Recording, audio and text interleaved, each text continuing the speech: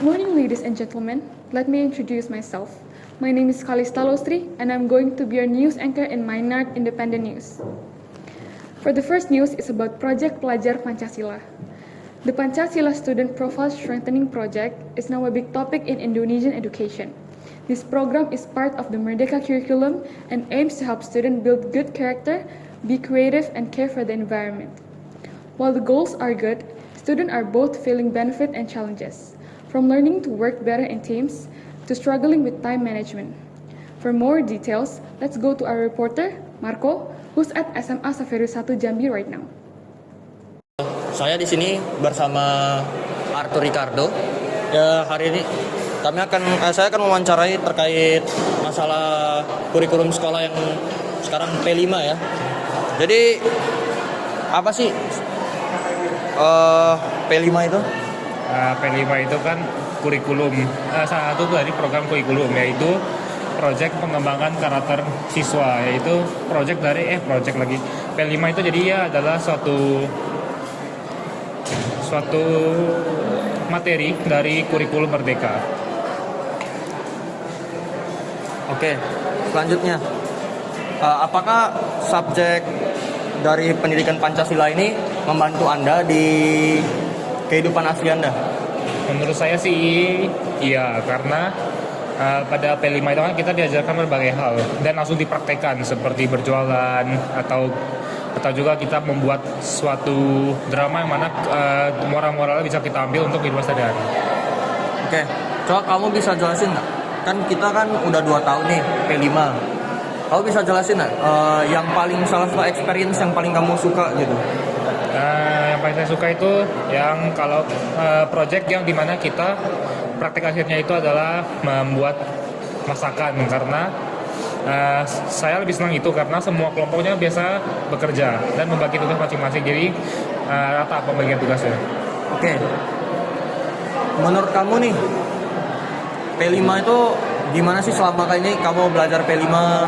Kayak udah 2 tahun juga kan kita belajar P5, jadi menurut kamu tuh gimana belajar P5 itu? Menurut saya P5 bagus-bagus saja, efektif juga untuk pembelajaran karena selama 1 minggu pembelajaran kita melakukan praktek-praktek seperti presentasi, pencarian materi-materi, dan juga praktek langsung dari materi-materi yang tadi kita sudah buat. Jadi bagus untuk penambahan ilmu untuk muridnya. Oke, lalu value apa nih yang kamu, kan kita kan kalau P5 dibagi per kelompok kan.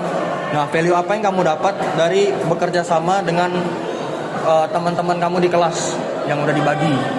Yang sudah pasti kalau kerja kelompok sudah pasti kita mendapatkan pengalaman di mana kita bekerja sebagai tim. Jadi kita bisa saling membagi tugas supaya nantinya adil, secara merata tugasnya. Oke, segitu saja Kalista. Terima kasih. Thank you, Marco, for the report. Hopefully, the project would be good enough for students and made new spirits to learn more and develop their skills through its project. Now, turn to the second news that affected students: the rising prices of food in school canteens. Many parents and students are concerned that higher costs might limit access to healthy meals at school. Our next story looks into what's driving these price changes and how it impacts to children's daily lives. For more on this story, let's go to our reporter, Danura, who is at SMA Saferus 1 Jambi, to find out what's really happening. Selamat pagi semuanya, terima kasih Kalista atas kesempatan yang telah diberikan. Saya sekarang sedang bersama teman saya, Luis Leandro, dan hari ini saya akan mewawancarai dia terkait dengan topik kenaikan harga makanan dan minuman di kantin sekolah. Jadi yang pertama tuh, menurut Anda, bagaimana perbandingan harga makanan dan minuman di kantin sekolah yang lama dan yang sekarang? Harga kantin yang di sekolah lama itu lebih murah 200% daripada sekolah yang baru sekarang. Karena yang sekolah baru sekarang orang-orangnya pada mau duit semua. Terus yang kedua tuh, apakah kenaikan harga di kantin mempengaruhi kebiasaan Anda dalam membeli makanan dan minuman di sekolah?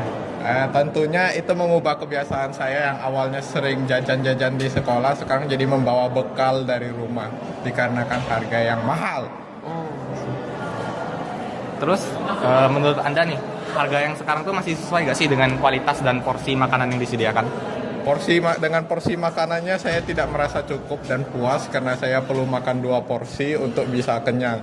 Nah, dengan harga 1 porsi yang sedikit itu harganya 15.000 dan jika dimakan 2 porsi menjadi 30.000. Pernahkah Anda tuh mengeluhkan harga kantin karena kepada pihak sekolah atau pihak penjual ya gitu karena mahal atau apa? Tidak pernah karena saya tidak memiliki kuasa untuk mengubah harga makanan di kantin. Jadi, apa sih yang sebaiknya dilakukan agar harga kantin itu lebih terjangkau dan baik bagi semua siswa? Dengan cara memberikan makanan yang murah tetapi cukup kenyang dan juga menunggu subsidi dari pemerintah untuk makan gratis dari Prabowo. Baiklah, terima kasih. Sekian saja informasi dari kami. Saya kembalikan ke Kalista. Thank you, Danura, for the report. Hopefully, the solution discussed can help school meals affordable and nutrition for all students. Now, turn to our third news that also concerns students: the growing addiction to gadget among children. Many experts warn that too much screen time can affect concentration, social skill, even physical health. Our next story explores how this habit is shaping children's daily lives and what parents can do to help.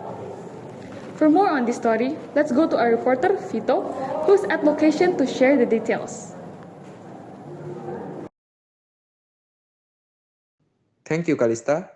So, right now I'm with Fanya and I'm going to ask her a few questions. From number 1, at what age should children be introduced to gadgets? 8 years old because it's when they need more help in their studies. Okay, moving to number 2, do you see any changes at children's around you after they've been introduced to gadgets? After some time, they will rely more on their gadgets. To number 3, how much responsibility do parents have in supervising their children's gadget use at home? Parents should constantly warn about the danger in their gadgets. Number 4, does your school have any specific policies or educational programs about gadget use among students? Yes, we are not allowed to bring our phones to the classroom except allowed by the teacher. And for the last question, in your opinion, who is the most responsible for children's gadget addiction? Parents, because parents are the closest to their kids. I think that's it from us. Thank you. Thank you, Vito, for the report. Through this news, may all parents could be more careful to their children while using gadgets for all activities. Now, before we start your day, let's check the weather for the next 3 days with our weather forecaster, Sandy. Thank you, Kalista, for the report, and good morning, everyone. I'm Fatandi. I will be the weather editor for today. Let's take a look at today's weather in Japan, and also what to expect over the next 3 days. Starting in Tokyo, today will be warm and sunny at 27 degrees Celsius, perfect for outdoor plants. Over the next 3 days, expect mostly sunny sky with temperature staying between 26 and 28 degrees, so it's a great week to be outside. Moving on to Hiroshima, sunny conditions continue today with high of 24 degrees. The 3 days show outlook mild and pleasant weather with high around 23 to 25 degrees and clear sky for most of the period. Down to south area in Fukuoka, it's a bright and sunny day at 26 degrees. For the next 3 days, consistent sunshine with temperature range from 25 to 27 degrees. Perfect for going out or enjoying the beach. That's all for Japan weather update with 3 look day ahead. Back to you in the studio. That's all for our news this morning. Starting from the Project Pelajar Pancasila, the higher prices of food in school canteens, and the problem of children's gadget addiction. We hope this story can inspire solution, bring better changes for students, and remind us to keep supporting their growth in a healthy way. Also, the weather for the next 3 days, wishing all of you could enjoy the atmosphere of your activities through informative news of the weather. Thank you. I'm Kalista Losri. Goodbye and have a nice day. See you.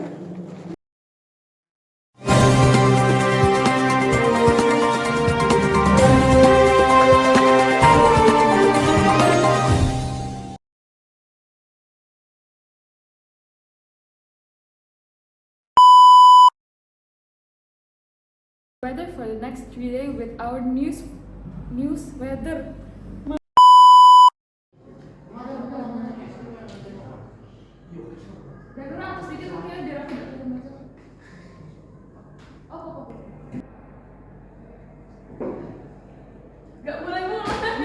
From learning to work better and things to find it faster, harder, kelambatan. This program is part of the Merdeka curriculum and aims to help students build good character, be creative, and care for the environment. And finding harder to manage their study time. Juga menunggu ini dari pemerintah untuk makan gratis.